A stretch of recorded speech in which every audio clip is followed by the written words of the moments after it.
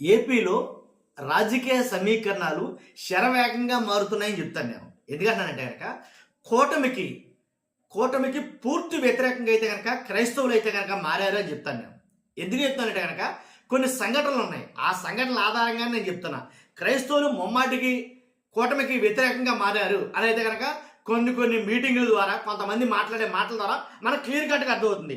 ఎందుకంటే మీరు గుర్తుపెట్టుకోండి, క్రైస్తవులంతా కూడా వ్యతిరేకంగా మారారు కూటమికి. కారణం ఏంటంటే కనుక వాళ్ళు చేస్తున్నటువంటి కొన్ని ఆరోపణల వల్ల, వాళ్ళు బయట పెడుతున్న కొన్ని సంఘటనల వల్ల క్రైస్తవుడు అనేవాడు ఎవడో కూడాను నాకు తెలిసి కూటమికి ఓటేయడేమో అలా తయారయ్యే పరిస్థితి. ఎందుకంటే నేను చెప్తానుగా, మీరు ఏ క్యాస్ట్ అండి? నా వీడియో చూస్తున్నా మీరు ఏ క్యాస్ట్? మీరు ఆ క్యాస్ట్ అయితే నా వీడియో చూడొద్దు దయచేసి. ఎందుకు చెప్తానంటే కనుక ఇలా ఉంది పరిస్థితి. మీరు ఆ క్యాస్ట్ అయితేనే నా వీడియో చూడండి, ఆ క్యాస్ట్ అయితే మీరు చూడొద్దు. మీరు ఏ క్యాస్ట్ ఇలా అడుగుతున్నారు. ఇప్పుడు శాసన మండలిలో ఒక ఇన్సిడెంట్ జరిగింది. కొయ్య మోషన్ రాజు గారిని చైర్మన్ గారిని ఏంటి అచ్చెన్నాయుడు గారు మాట్లాడి తమరు క్రిస్టియను, మీ నాయకుడు క్రిస్టియను, ఇప్పుడు క్రిస్టియన్ అంటే ఏపీలో బతకూడదా అనే కాడికి వచ్చింది వ్యవహారం. ఇప్పుడు క్రిస్టియన్ల మీద ఎందుకని ప్రత్యేకించి మాట్లాడతారో, క్రిస్టియన్ గురించి ఎందుకని సారి ప్రస్తావన తెస్తారో అనే దాని గురించి వాళ్ళు మాట్లాడుకోవడం జరిగింది.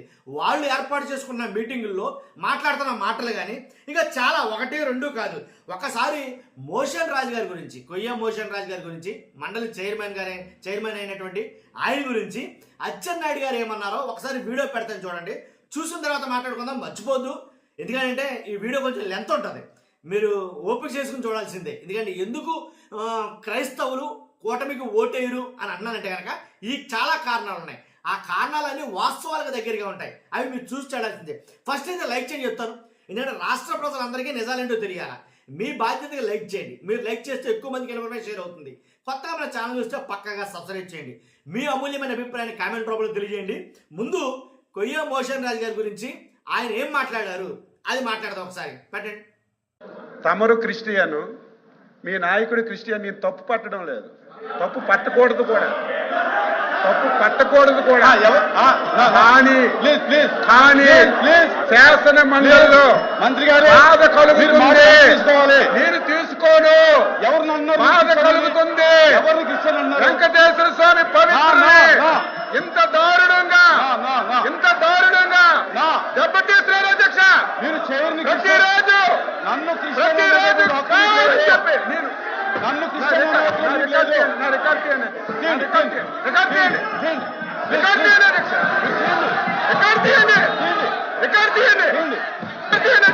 క్షమాపణ చెప్తారా? నేను చెప్తా.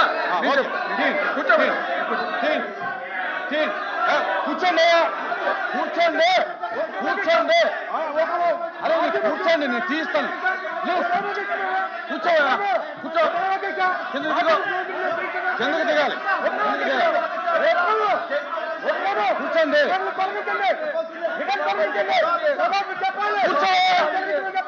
కూర్చో. అరే కిందకెళ్ళి కూర్చో, నేను మాట్లాడతాను. అరే కూర్చోండి,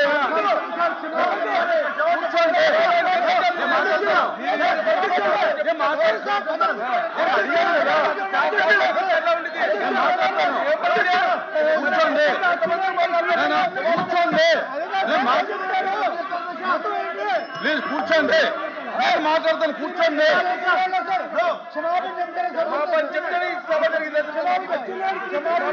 కూర్చోండి, మాట్లాడు.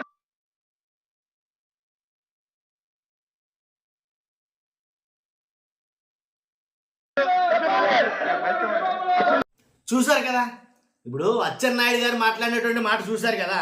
ఆ అచ్చెన్నాయుడు గారు అలా మాట్లాడటంతో ఆయన చెప్పాడు ఆల్రెడీ నేను హిందువుని అని చెప్పేసి. ఎవరో కొయ్య మోషన్ రాజు గారు. అంతటితో ఆగారా? లేదు. ఇప్పుడు సోషల్ మీడియాలో బాగా ట్రెండ్ చేస్తున్నారు, కొన్ని వీడియోలు వైరల్ చేస్తున్నారు. ఎవరి? కొయ్య మోషన్ రాజు గారి. ఏంటంటే ఆయన మాట్లాడాడట నేను అని, ఏంటి బైబిల్ మాటలు మాట్లాడాడట. ఏంటి కొంతమంది పాస్టర్ దగ్గరికి వెళ్ళినప్పుడు, క్రిస్మస్కి వెళ్ళినప్పుడు, లేదా ఈస్టర్కి వెళ్ళినప్పుడు ఆయన కొన్నిసార్లు కొన్ని వ్యాఖ్యలు చేశాడట. అలా చేస్తే ఇంకా అతను క్రిస్టియన్ లెక్కే. ఇంకా ఇప్పుడు వాళ్ళు వైరల్ చేస్తున్న వీడియోలు బట్టి చూస్తే అలా చేస్తే అతను క్రిస్టియన్ లెక్కే. క్రిస్టియన్ అయితే కనుక కుదరదు. ఇంకా వేరే అర్థం వచ్చేసింది వాళ్ళలో ఇంకా. కాబట్టి ఏంటి దాని అర్థం ఏంటి అంటే మాట్లాడిన ప్రతి ఒక్కరు క్రిస్టియన్ అయితే కనుక చంద్రబాబు నాయుడు గారు మాట్లాడారు మైక్ ఇచ్చుకుని. ఏంటి కీర్తనల గురించి చెప్పారు, కీర్తనల అధ్యాయం చెప్పారు, దుష్టుల ఆలోచన చెప్పున్న నడుక, పాపుల మార్గం నిలువుక, అపాస్తులు కూర్చుని చోట కూర్చుండగా ఇలా మాట్లాడుకొచ్చారు ఆయన. వాక్యం చదివారు ఆయన. కాబట్టి అంత మాత్రాన్ని క్రిస్టియన్ అయిపోయినట్టేనా? ఇప్పుడు ఒక మాట చెప్తాను నేను, ఎలా అంటే ఏదో అనుకుంటున్నారేమో కూటమి ప్రభుత్వం, కానీ క్రైస్తవుల ఓట్లు 1,60,00,000 ఉన్నాయంట సుమారు. అనధికారిక లెక్కలు. అధికారిక లెక్కలు అయితే ఇంకెక్కువ ఉంటాయని అడిగితే కనుక, అనధికారికంగా ఎలా చెప్తున్నానంటే కనుక, క్రైస్తవులు ఏపీలో ఉన్న క్రైస్తవులు చూసుకుంటే కనుక, క్రైస్తవులని పిలువబడే వాళ్ళు మాత్రమే క్రైస్తవులు కాదండి. క్రైస్తవులు అంటే క్రైస్తవ మతంలో ఉండే వాళ్ళు చాలామంది ఉన్నారు. అంటే అనధికారిక క్రైస్తవులు అంటాం మనం వీళ్ళని. అంటే ఒక క్రిస్టియన్సే కాకుండా ఏంటి వాళ్ళు బీసీల్లో ఉన్నారు, ఓసీల్లో ఉన్నారు, అలాగే ఒక దాంట్లో కాదు ఏంటి బ్రాహ్మిన్స్లో ఉన్నారు, రాజుల్లో ఉన్నారు, రెడ్డిల్లో ఉన్నారు, కాపుల్లో ఉన్నారు, కమ్మల్లో ఉన్నారు. ఇంకా 1, 2 కాదు, అన్ని కులాల్లోనూ క్రైస్తవులు ఉన్నారు. మీరు రాసి పెట్టుకోవచ్చు, దాంట్లో ఎలాంటి డౌట్ లేదు. ఒక్కసారి మీరు బయటకు వచ్చి చూస్తే అర్థమవుతుంది చాలా మందికి. ఎలా అంటే ఏదైనా ఒక బహిరంగ సభ జరుగుతుందంటే అక్కడ వెళ్ళి చూడండి, ఏంటి 70% అదర్ కమ్యూనిటీ అక్కడ ఉంటుంది, 100%.